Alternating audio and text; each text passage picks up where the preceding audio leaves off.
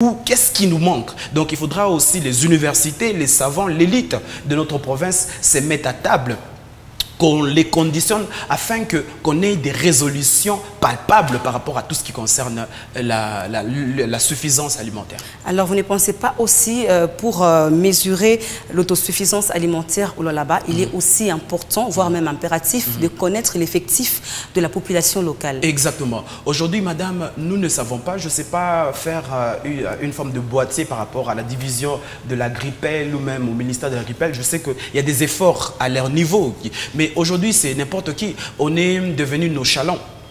On s'est dit, j'ai fait mon petit potager, ça me suffit. Mais ton petit potager bénéficie à qui? Mais aussi, il y a cette problématique, madame, de la ressource. Qui fait le travail?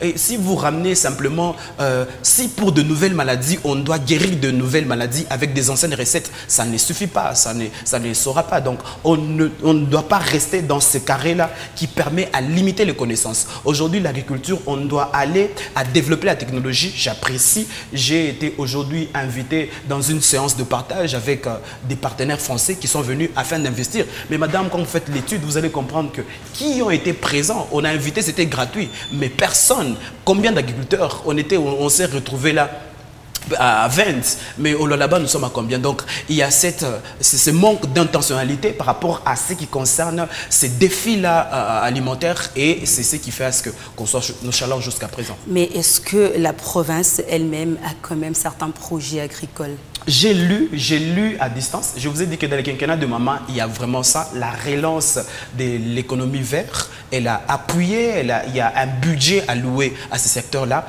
Mais l'essentiel, ce n'est pas simplement fixer ce budget, mais aussi c'est faire un mécanisme du pragmatisme, dans le sens où il faudra mettre en action ces bénéfices-là et surtout relever les défis. Les défis, on va relever par quoi? C'est par le route. Il faudra faciliter les routes des dessertes agricoles, il faudra faciliter la logistique. Aujourd'hui, ça ne suffit pas d'avoir une houe pour être appelé agriculteur. Aujourd'hui, il faut aller à mécaniser. Il y a aujourd'hui des petits culteurs qui peuvent faciliter et rentabiliser ou même produire plus que la houe. Donc aujourd'hui, il faudra réfléchir comme ça. Mais je crois que le gouvernement, avec son ministère d'Agripel, ils réfléchissent. Mais il ne faudra pas se limiter à des réflexions, parce que trop de réflexions rend affamé. Aujourd'hui, nous sommes affamés, nous ne savons pas manger des fois, parce qu'aujourd'hui, il y a tellement de réflexions, il y a tellement de plans qui ne concernent pas essentiellement la maladie que gangrène l'autosuffisance alimentaire. Donc, je crois qu'il faudra simplement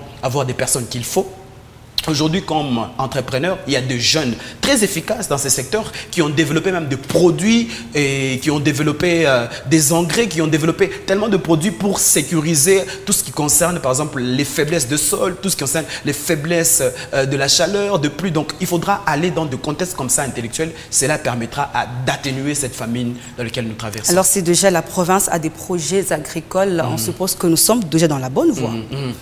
Oui, nous sommes dans la bonne voie, mais on ne peut pas se limiter à avoir de projets. Aujourd'hui, il faudra mettre ce projet-là en action, comme je venais de le dire. Mais autour de la province, il y a des entreprises minières. Ces entreprises minières, j'ai aimé, il y a des entreprises minières qui accompagnent les éleveurs, qui accompagnent les agriculteurs. Le gouvernement peut prendre aussi le même modèle.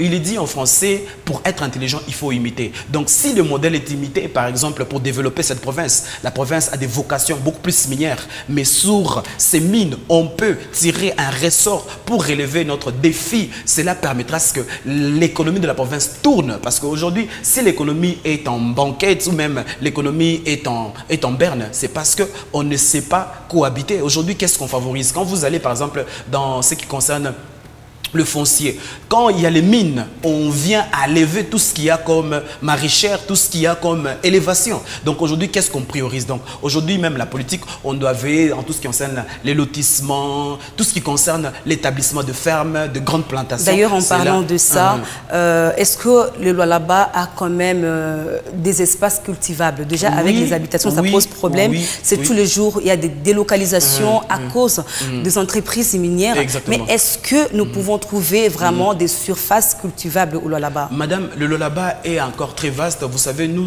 on nous appelle aussi comme un château agricole. Aujourd'hui, c'est vrai, on fait un champ ce qui concerne les 24 000 hectares de terres arables que le Congo a, mais nous avons aussi un quota dans ces 24. Donc, il faut, dans ces 24 000. Et il faudra simplement étudier.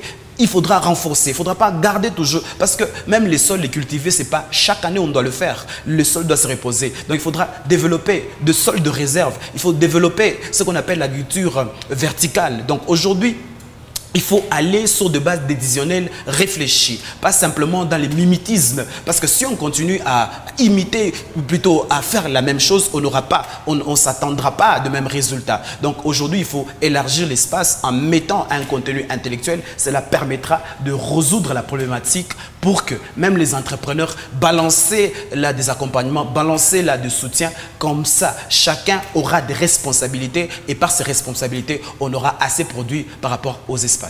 Alors, les espaces au Lualaba existent, mais avec l'exploitation minière, en ce qui concerne d'abord l'environnement, nous savons qu'avec l'exploitation, ça pollue l'environnement. Est-ce que nous pouvons trouver des bonnes terres, des terres fertiles au Lualaba pour d'ailleurs atteindre cette autosuffisance alimentaire? Madame, aujourd'hui, nous avons ce qu'on appelle la phytogénique. C'est ce qui concerne tout ce qu'on peut faire pour rentabiliser, par exemple, le sol.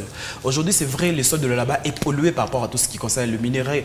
On avait, par exemple, ici à Kolwezi, les pistaches dans les quartiers Jekamine, Moussono et tout. Mais aujourd'hui, on n'a pas. Pourquoi? Parce qu'il y a cette faiblesse qui a été polluée, il y a ce sol-là qui a été pollué plutôt, et on n'a pas cette rentabilité. On avait des maniocs qui venaient par exemple de Kassaji, de Sandoa et tout le reste. Mais aujourd'hui, il y a cette diminution accrue et on ne sait pas développer, on ne sait pas avoir la rentabilité, c'est ce que je voulais dire.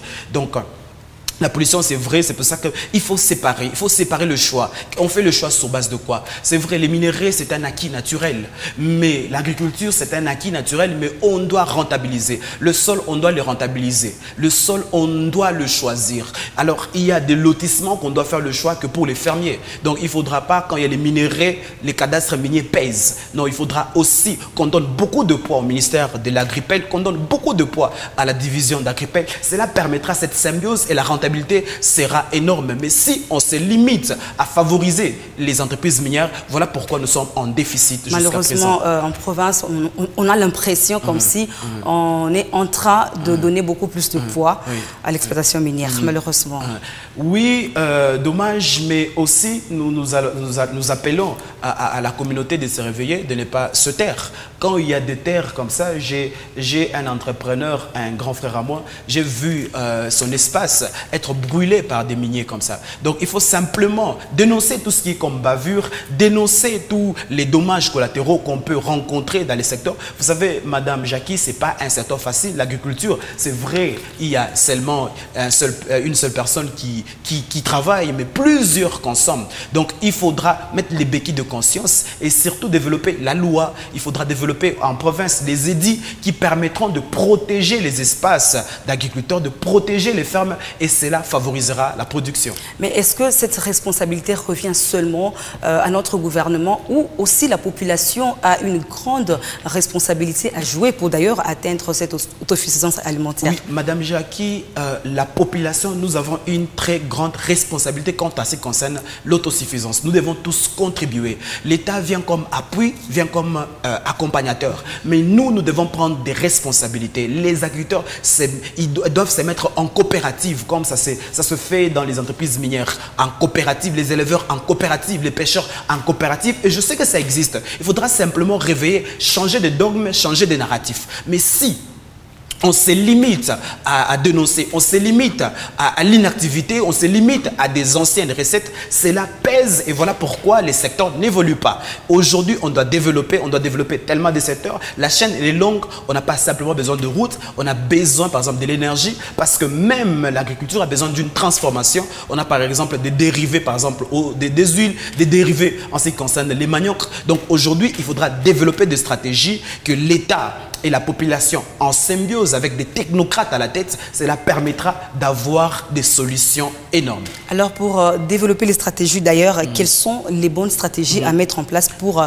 permettre à la population de remplir leur grenier et surtout atteindre ce qu'on appelle la souveraineté alimentaire? Exactement. Madame, c'est une démarche qu'on doit pratiquer, qu'on doit appuyer, qu'on doit injecter. Si on se limite à ce qu'on fait chaque jour, je le disais, on n'aura pas de solutions. Que les coopératives se mettent ensemble, que l'État, qu'on renforce et tout ce qu'on a comme, par exemple, la logistique au niveau de la division, tout ce qu'on a comme logistique au niveau du gouvernement, cela permettra de relever, d'identifier tous les miniers, plutôt tous les agriculteurs et surtout les espaces qui doivent être cultivés. Donc, il faudra faire un recensement total. Cela permettra d'avoir des solutions énormes et lutter contre cette insuffisance. Mais cette insuffisance ne vient pas simplement au niveau du Lualaba, elle est mondiale. Il y a aujourd'hui les réchauffements, on doit s'adapter avec les réchauffements climatiques, on doit s'adapter avec les débordements de eau et développer des stratégies intelligentes qui permettront d'atténuer la faim.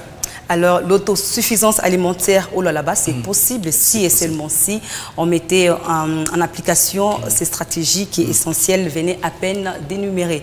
Essentiel, merci beaucoup d'avoir répondu à notre invitation. Merci beaucoup, Madame Jackie. Merci également à vous de nous avoir suivis. On se fixe rendez-vous très prochainement. D'ici là, portez-vous bien et restez avec nous.